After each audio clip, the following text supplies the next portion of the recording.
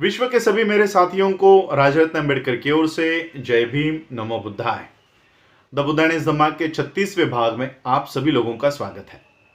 आज के भाग को शुरुआत करने से पहले डॉक्टर बाबा साहब अम्बेडकर जिन तीन लोगों को डॉक्टर बाबा साहब अम्बेडकर जी ने अपना गुरु माना, आज उन्हीं गुरुओं में से आज यानी 5 जून 2020 को उन गुरुओं में से संत कबीर इनकी जयंती है।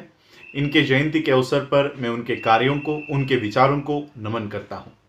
और चलिए बुद्धायन इज धम्मा के इस पाठ को, इस भाग को शुरुआत करते हैं। एक बार जब तथागत बुद्ध अनाथ पिंडक इनके जेतवन आराम में ठहरे हुए थे, तब उनके शिष्य हुआ करते थे आनंद ये भिक्षाटन करने के लिए शहर में गए हुए थे और अपना अन्न ग्रहण करने के बाद वो पानी पीने के लिए नदी की ओर गए। नदी किनारे एक लड़की पानी भर रही थी, तो आनंद ने उस लड़की से उनके घड़े से पानी मांगा कि उन्हें थोड़ा पानी दिया जाए। तो उस लड़की ने मना कर दिया। उस लड़की ने कहा कि मैं एक चांडालिका हूं, मैं आपको पानी नहीं दे सकती। तब आनंद ने कहा कि मुझे तो सिर्फ पानी चाहिए, मुझे आपके जाति से कोई लेना देना नहीं है। और फिर उस लड़की ने आनंद को पानी दिया और उस लड़की का नाम था प्रकृति। ये एक चांडालिका थी। चांडालिका यानी चांडाल, इस कम्युनिटी, इस समाज, इस जाति की वो लड़की थी। तब प्रकृति ने अपने घड़े से आनंद को पानी दिया। पानी पीने के बाद आनंद जेतवन के लिए निकले, रवाना हुए। उस लड़की ने फिर आनंद का पीछा किया और आनंद कहाँ रहता है, उसका नाम क्या है, ये सारी जानकारी इस लड़की ने प्राप्त की। उसको पता चला कि ये तथागत बुद्ध का शिष्य है, ये तथागत बुद्ध के शिष्य है, इनका नाम आनंद है। और घर आने के बाद उसने अपने माता को ये सारी बातें बताई। उनकी माता का नाम था मातंगी को ये सारी हकीकत उसने बताई।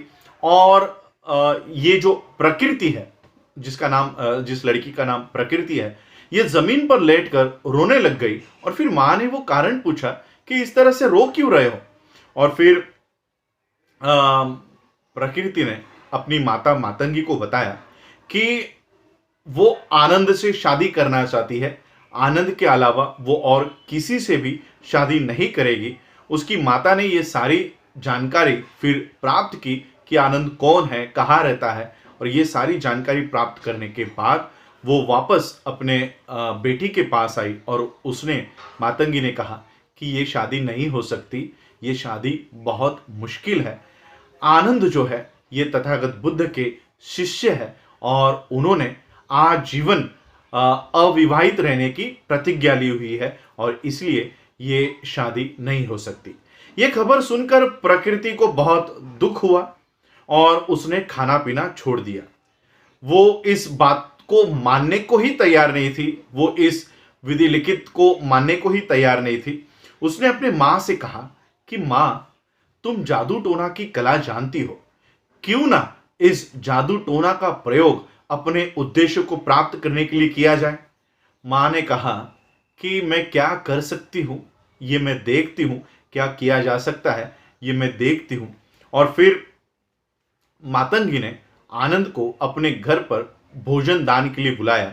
भोजन देने के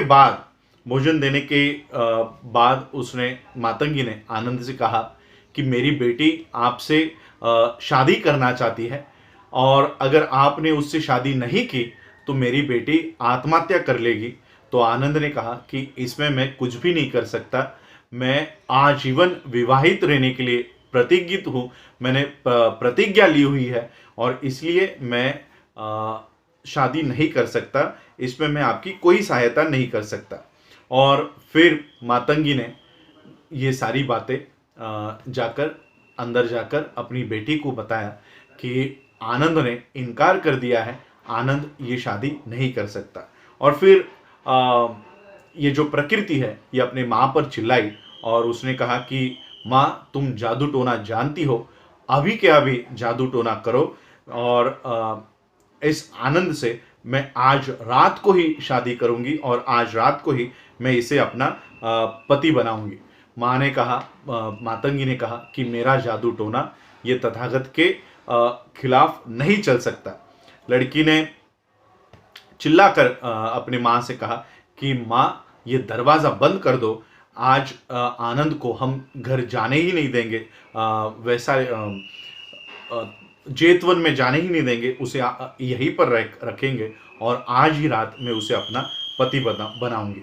और फिर ये मातंगी ने उस कमरे में, जिस कमरे में आनंद ठहरे हुए थे, उस कमरे में बिस्तर लगाया और ये प्रकृति सज धज कर आनंद के सामने आई। और आनंद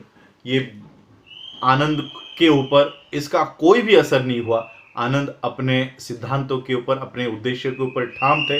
वो अचल होकर ये उस आनंद के ऊपर कोई परिणाम नहीं हुआ। आखिरकार मातंगी ने जादू टोना का प्रयोग किया और इस जादू टोना के प्रयोग में उस कमरे में आग लग गई। मातंगी ने आनंद के चीवर को पकड़कर, कपड़ों को पकड़कर आनंद से कहा कि अगर तुम मेरी बेटी से शादी नहीं करते हो तो तुम्हें इस आग में ढकेल दूंगी। आनंद के ऊपर इस बात का कोई असर नहीं हुआ और फिर आखिरकार मातंगी और प्रकृति, दोनों माता बेटी, ये अपने उद्देश्य में असफल हो गई, नाकामयाब हो गई और आखिरकार हार कर उन्होंने आनंद को आज़ाद कर दिया। दूसरे दिन जब आनंद जेतवन आराम में पहुंचे, वापस आने के बाद उन्होंने तथागत से ये सारी बातें कही कि उनके साथ क्या हुआ। तथागत ने ये सारी बातें सुनी और फिर दूसरे दिन जब आनंद भिक्षाटन करने के लिए शहर में जाने के लिए निकले, तब उन्होंने देखा कि विहार के पास प्रकृति, वहाँ पर वो लड़की खड़ी है और वो आनंद का पीछा कर रही है। और फिर आनंद भिक्षाटन करने के लिए जब शहर में गए तो ये प्रकृति, वो लड़की, आनंद का पीछा करते करते उनके पीछे पीछे ही घूम रही थी। और फिर जब आनंद फिर से विहार पर आए तब ये लड़की उसी विहार के दरवाजे पर खड़ी हुई थी। तथागत के पास आनंद गए। आनंद ने कहा, जो भी कुछ उनके साथ हुआ वो सब आनंद ने तथागत बुद्ध से कहा। तथागत ने कहा, एक काम करो, उस लड़की को यहाँ पर बुलाओ। और फिर तथागत ने वो बुलावा भेजा। वो लड़की प्रकृति तथागत बुद्ध के सामने आई और तथागत ने उस लड़की को पूछा कि तुम आनंद का पीछा क्यों कर रही हो? लड़की ने बताया कि आनंद ये कुंवारे हैं, वो भी कुंवारी है और वो आनंद से शादी करना चाहती है। तथागत ने कहा कि आनंद एक भिक्खु है, उन्होंने आजीवन अविवाहित रहने का प्रतिज्ञा ली हुई है, अपना सर भी मुंडवाया है, तो वो आपसे शादी नहीं कर सकते।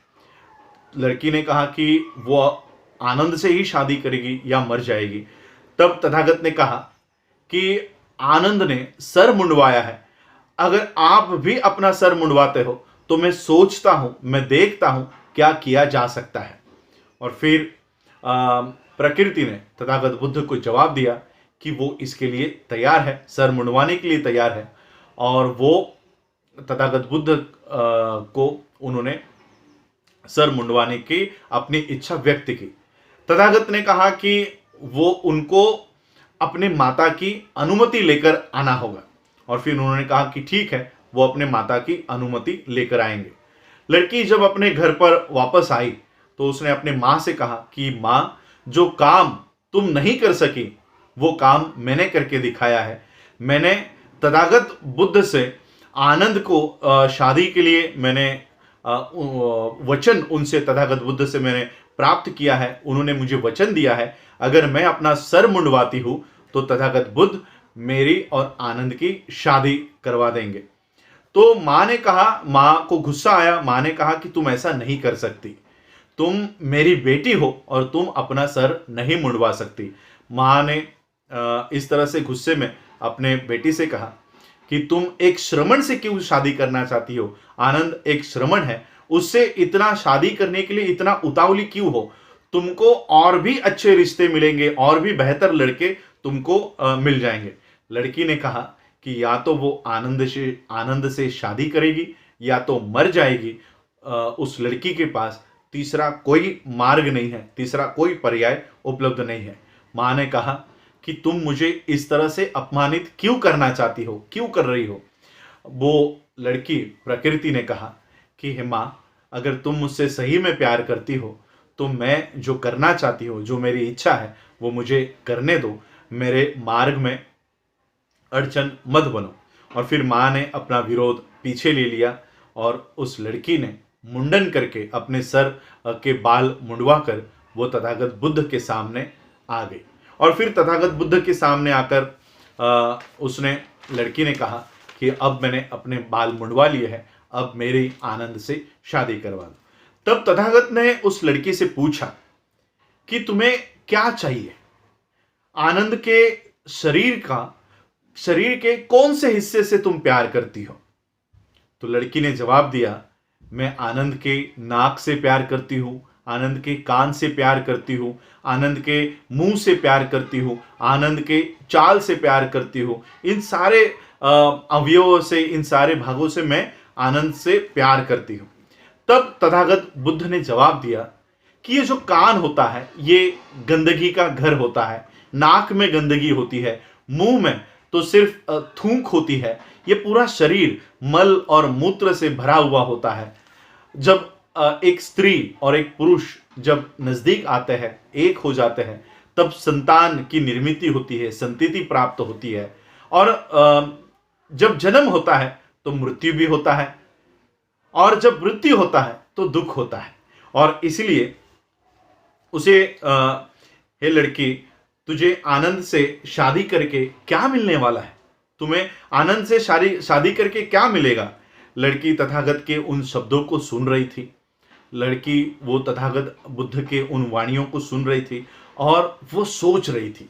और उस गहरी सोच में डूब जाने के बाद वो समझ गई कि आनंद से शादी करने की उसकी जो जिद है वो किसी काम की नहीं है। और वो उसने तथागत बुद्ध को उस तरह से जो बातें तथागत बुद्ध ने उस लड़की को समझाई, वो समझने के बाद उसने तथागत बुद्ध को बताया। तथागत बुद्ध को उसने वंदन करके एक और बैठ गई और उसने कहा कि अज्ञान के कारण ही वो आनंद के पीछे पड़ी हुई थी। अब मेरा मन ये प्रकाशित हो गया है, वो प्रकाश मेरे मन में स्थापित हो चुका है। अब मेरी स्थिति ऐसी हो गई है जैसे किसी तूफान में एक नाव फंस जाती है और उस नाव का जो नाविक होता है सुरक्षित किनारे पर वो नाव पहुंचने के बाद जैसे उस नाविक की मनस्थिति होती है, मन की स्थिति होती है, वैसे अब उस लड़की की स्थिति हो गई है। जैसे किसी वृद्ध को, निराधार वृद्ध को बुढ़ापे में सहारा मिल जाता है या किसी अंधे को आंख मिल जाती है, अब उसकी स्थिति ऐसी हो गई है। तथागत बुद्ध के प्रज्ञा भरे शब्दों को सुनकर वो नींद से जाग उठी है और अब वो आनंद से शादी नहीं करना चाहती। तथागत ने कहा कि धन्य है हे प्रकृति, तू धन्य है। एक चांडालिका होने के बावजूद भी तू श्रेष्ठ पुरुषों और श्रेष्ठ औरतों के लिए आदर्श होगी। और तुम निचले जाति के होने के बावजूद भी ब्राह्मणों को ब्राह्मण भी तुझसे शिक्षा प्राप्त करेंगे और ब्राह्मणों को तू शिक्षा देने का काम करेगी। कभी भी अपने आप को सदाचरण के और न्याय के पद से विचलित मत होने देना। कभी भी अपने आप को अच्छे मार्ग से और न्याय के पद से कभी भी विचलित मत होने देना। आपकी कीर्ति ये राज सिंहासन पर बैठी हुई रानियों से भी बढ़कर आपकी कीर्ति महान होगी। और फिर इस तरह से तथागत बुद्ध ने प्रकृति एक चांडालिका यानी कि निचली जाति के लड़की को इस तरह से ये बातें कही। और जब प्रकृति को लगा कि अब वो शादी नहीं करेगी, तब वो भिक्खुनी संघ में प्रविष्ट हो गई। निचली जाति का होने के बावजूद भी तथागत बुद्ध ने प्रकृति को अपने भिक्खुनी संघ में उनको शामिल कर लिया। इस तरह से प्रकृति इस चांडालिका की बौद्ध धम्म में, बुद्ध के धम्म में, बुद्ध के संग में उनका आगमन हुआ, वो संग में प्रविष्ट हुई। ये थी प्रकृति चांडालिका की प्रवर्जा की हकीकत। आप लोगों ने आज मुझे सुना, उसके लिए आभार, धन्यवाद। फिर से एक बार संत कबीर जी के चरणों में नमन अमन करता हूँ, नमन अदा करता हूँ और यही रुकता हूँ। जय भीम, जय भारत, जय बुद्ध।